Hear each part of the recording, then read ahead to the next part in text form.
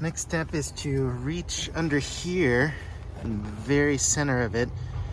If you look down there, oh, there we go. There's that orange locking mechanism with a lever in black. You just pull that off to the side and it should unclip the seat. They have it on both sides here. Let's see if I can. So you might have a little trouble in this spot. There are hooks on three parts of the rear seat, one here, one in the center, one on the other side. Here in the center you might have to push down in order to release the seat. Same thing with the levers here. Here's a better look of those. There we go. If you push down on the seat, you'll be able to push here and unlatch it. And the whole thing comes right off.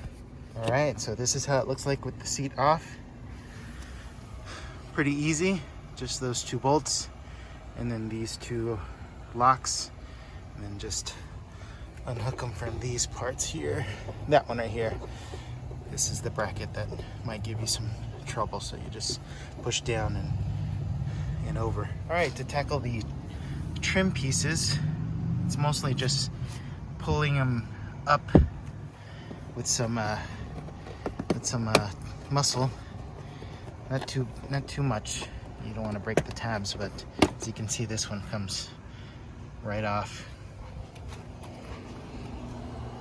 There you go. With these side ones here, you can see you have to remove the weather stripping because these are hooked onto the panels.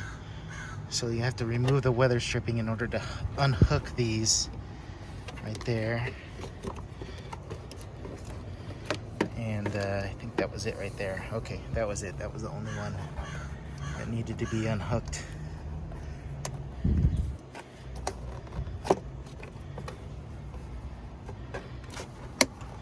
But once they're free, oh yeah, here's one. I don't know if you can see that. Shoot, it's kind of gotta pull outward here in order to pop it off. Inward, I should say.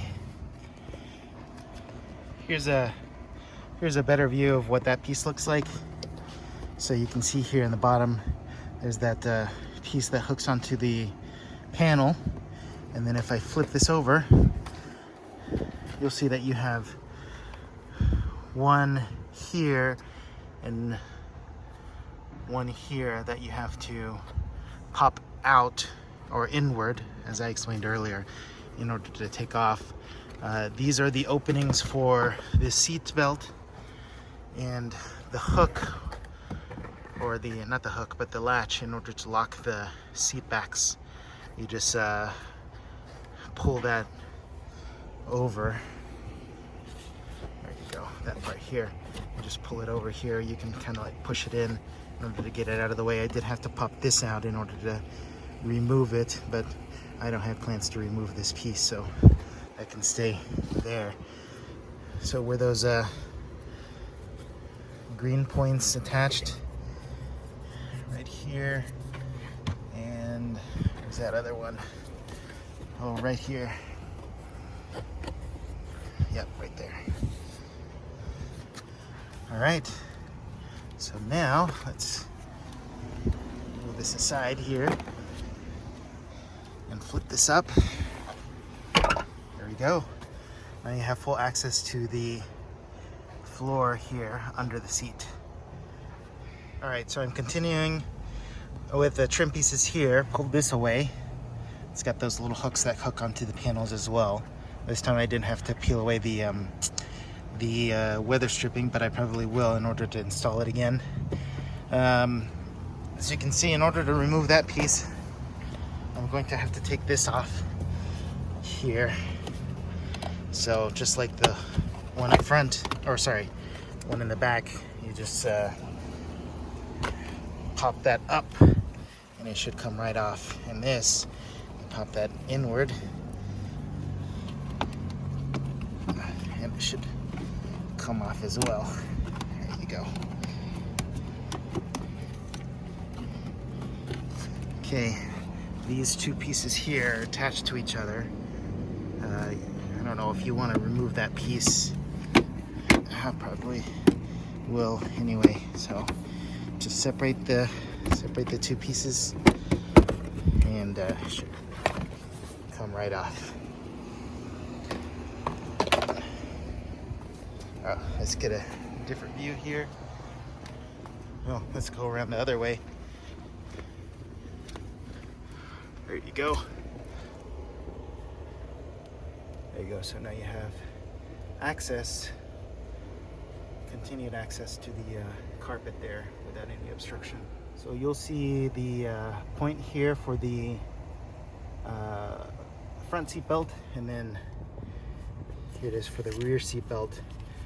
All of this stuff, the seat backs, seat belt especially, I definitely would suggest you don't remove any of this stuff.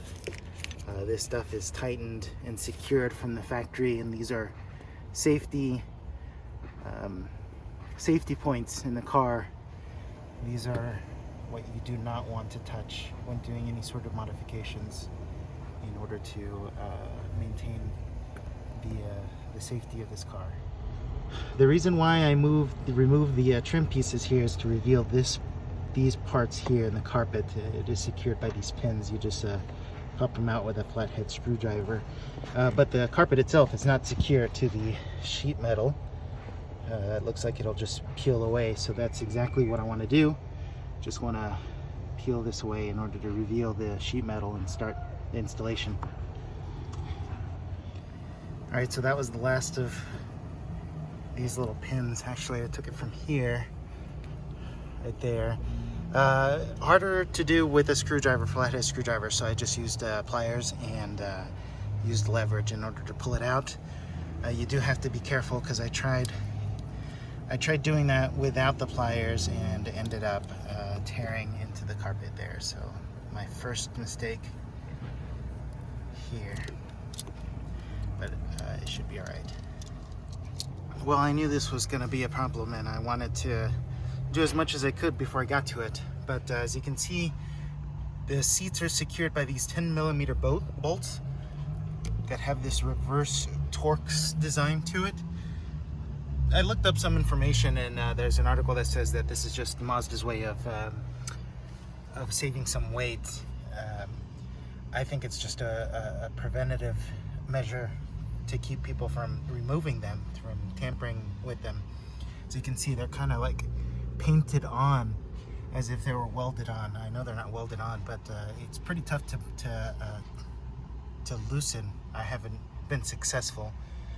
I sent a text message to my friend who's a body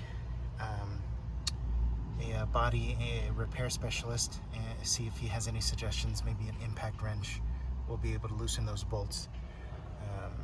But I thought maybe there was a way to kind of like work under here, or maybe slip the carpet out or something like that. I've even considered cutting into this area here in order to kind of slip it in and out to avoid removing the seats. But if I'm having issues here, I'm definitely going to have issues in the front, so it'll be easier to remove the seats. As you can see, there's a lot of technology connected to these seats. These are motorized seats, the front seats. The passenger seat is not motorized, so that's why I wanted to work on that one first.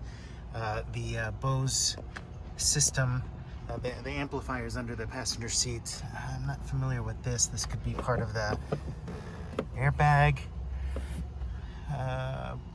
thing that the manual warns about. But as you can see, I'm at that point where I do need to remove the seats. I also need to remove the seats because I need to remove the center console. I took the screw off here, so I'm able to loosen this panel, but I don't have access to any more of the panel unless I move the seats out of the way. In order to get it completely off, I need to lift and remove the center console in order for me to have access to this part of the carpet. So that's where I'm at. Okay, so I took a break, had some lunch, came back to get started on the kill mat. I have here Kilmat 80MIL or 80 mil. Why can't I get this closed? There we go. Got it on Amazon. 80 mil does not mean 80 millimeters. It's another unit of measurement of thickness. I think it was a good deal on Amazon. It gives you 36 square feet in chunks like this. And so far, it is pretty malleable. It's about 98 degrees right now. We'll be in the hundreds today, so it's quite soft. Already got my first panel in, just cut around here. And then this is my second one, using these tools that I also got off of Amazon in order to roll these sheets down into the sheet metal. As you can see, it's not quite fitting evenly. I had to cut into it in order to make it fit. Also had to cut around this. I'm not worried about it being perfectly covered. If you do some research on these mats, on these sound deadeners, there's a rule of diminishing returns. You want to get anywhere between 50 and 80% of the metal covered in this in order to have it work as it should. Once you go above 80%, the amount of sound deadening is really not that worth it. I do have plenty of material in order to cover much of the car, but I'm not worried about any sort of gaps here, or I'm sure around these fittings. I'm not even gonna put any around there, because really it's just to deaden the big parts of the sheet metal.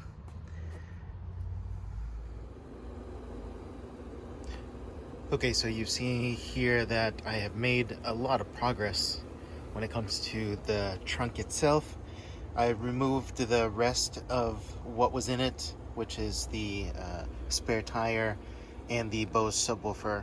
It's held down by a bolt that you just remove, and both of the pieces come out. There's an underlying foam layer also that is removable. I'll show you what it looks like here. It prevents the tire from rubbing against the sheet metal.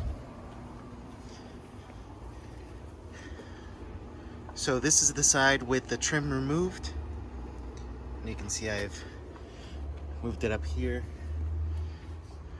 Here's the trim still intact. So what I did was remove a bolt here under this hook and another bolt here under this hook, and it pops out just like the other trim pieces.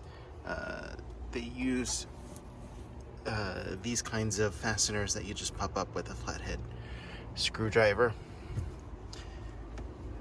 Let's see here. There's a mounting point here, a couple of mounting points. That's where the bolt came from. And there's one particular one that was a bit difficult to remove, somewhere back here. I don't know exactly where it was. Sorry. There we go, somewhere back here, but I was able to pop it out. So that's the progress.